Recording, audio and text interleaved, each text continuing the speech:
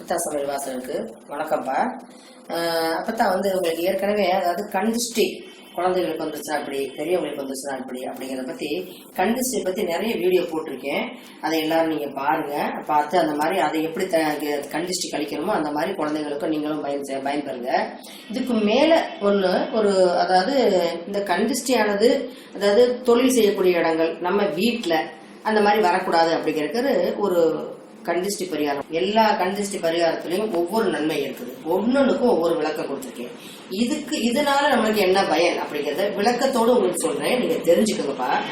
இப்ப பாருங்க, அதாவது ஒரு கண்ணாடி டம்ளர் இருக்கு, ரொம்ப ஒன்றும் தேவையில்லை. இங்க பாருங்க, ஒரு கண்ணாடி டம்ளர், சுத்தமான கண்ணாடி டம்ளர், சுத்தமான தண்ணி 3/4 பங்கு, ஒரு நல்ல பெரிய எலுமிச்சங்கனி.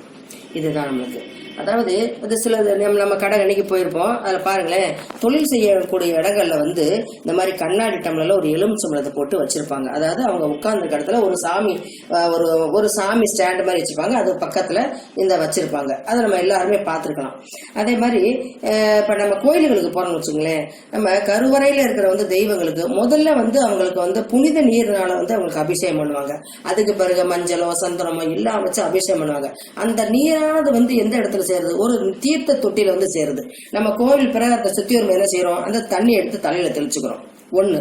ரெண்டாவது என்ன சொல்லுவாங்க, வீட்டிலேயே நோய்வாய்ப்பட்டவர்கள் என்ன செய்யறோம், பக்கத்துல வீட்டுல இருக்க பெரியவங்க என்ன சொல்லுவாங்க, போய்ப்பா அம்மன் கோயில போயோ அழகர் கோயில போயோ நல்ல ஒரு தெய்வ சன்னிதானத்துல போய் தண்ணி புனித தண்ணி கொண்டு வாங்க அப்படின்னு சொல்லுவாங்க. அதாவது தீர்த்த தண்ணி கொண்டு வாங்க, அதை குழந்தைகளுக்கோ பெரியவங்களோ நோய்வாய்ப்பட்டவங்களை தெளிச்சு விடுங்க, சரியா போகும் அப்படின்னு சொல்லுவாங்க. அதனால நம்ம அந்த தீர்த்த தண்ணி கோயில போய் கொண்டு வருவோம். 2. மூணாவது என்ன கேட்டோம்னா, இந்த மாதிரி வீட்டுகள்ல வெள்ளி செவ்வாய்க்கிழமைகள்ல அதாவது நல்ல நாட்கள்ல நம்ம தண்ணிகள் அதாவது நம்ம வீட்லயே அதாவது ஒரு பெரிய கலசத்துல தண்ணீர் நிரப்பி அதுல துளசி போட்டு மஞ்சளும் சேர்த்து மாவில வச்சு வீடெல்லாம் நம்ம தெளிப்போம். அந்த புனித நீரையும் வச்சு அதே மாதிரி தெளிப்போம். அப்ப நீரானது நேர்மறை சக்திகளை நம்ம வீட்டுக்கு கொண்டு வருது. அதாவது நீர்ல கரையாது எதுவுமே கிடையாது.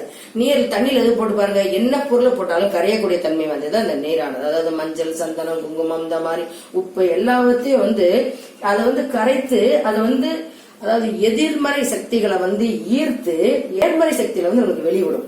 அப்பேற்பட்ட தண்ணி அது அந்த குணம் கொண்டது இந்த நீரானது. இந்த நீருக்குள்ள நம்ம இந்த எலுமிச்சங்கனியை இதுல நம்ம உள்ள போட்டோம்னு வச்சுக்கலேன், இது முங்கிரும்.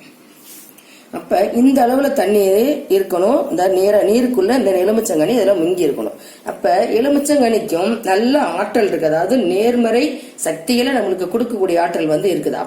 இப்ப நான் லெமனை பத்தி நிறைய சொல்லியிருக்கேன்ப்பா. அந்த எலுமிச்சங்கனி அதாவது கோயில்களை பாருங்களேன், கருவூலங்கள்ல சிலர் அம்மனுக்கு எலுமிச்சங்கனி மாலை சாத்துவாங்க.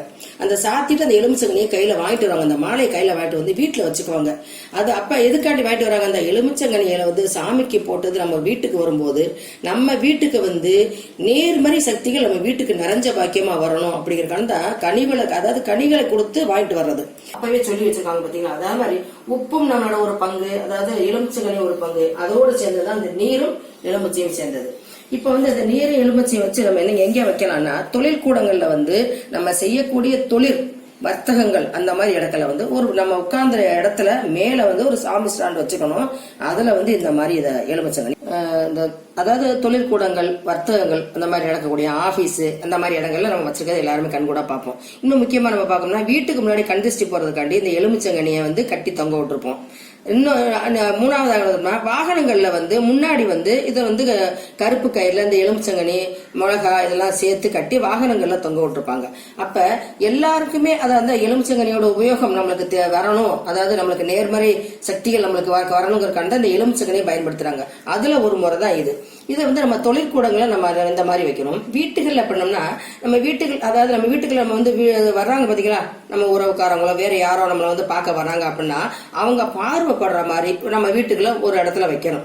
முக்கியமா அதாவது வரவேற்பறையில வைக்கலாம், சாமி ரூம்ல வைக்கலாம். ஆனா இன்னும் வெளியே நடு ஹால்ல வச்சோம்னா சரி, வர்றவங்களோட பார்வை அதை படும்போது அவங்களுக்குள்ள உண்டான அதாவது எதிர்மறை சக்திகளும் நம்ம தாக்கம் பண்ணாது.